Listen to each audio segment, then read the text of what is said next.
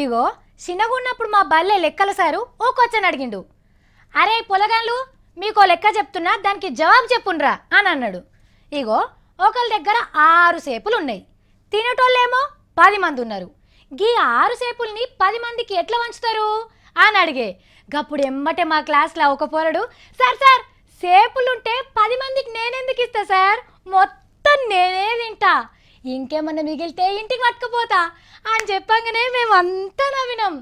కానీ ఇప్పుడు మండలి ఎలక్షన్లల్లా మా లెక్కల సార్ క్వశ్చన్ అడిగినట్టే ఉన్నది పరిస్థితి.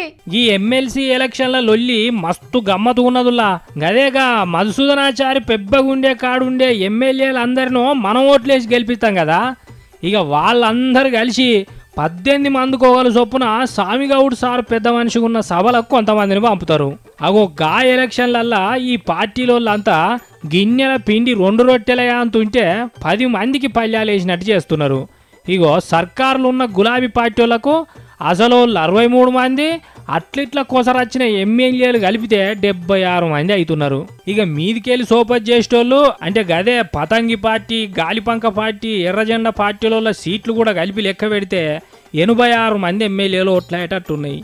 అంటే టీఆర్ఎస్ పార్టీ వాళ్ళకు 4 ఎమ్మెల్సీలు అల్కగానే గెలుస్తారు. కానీ చూడుర్రి వాళ్ళు ఇంకో మనిషిని ఎక్కువనే నిలబెట్టిర్రు.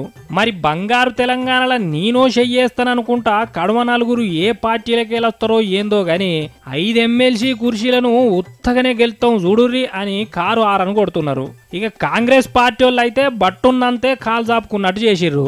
కారెక్కంగా మిగిలిన 18 మంది ఎమ్మెల్యేలకు ఒక్కరే గెలుతారు కాబట్టి వాళ్ళు ఒక్కరిని నిలబెట్టిర్రు.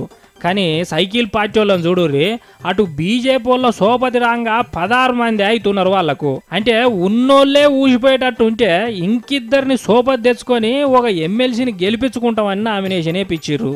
మరి గింత కొట్లాటల ఓట్ల నాడు ఏ ఎమ్మెల్యే ఏ కటుకొత్తుతాడో, ఎవ్వల ముఖం తెల్లగైద్దో ఎవ్వల ముఖం నల్లగైద్దో చూడాలిగా.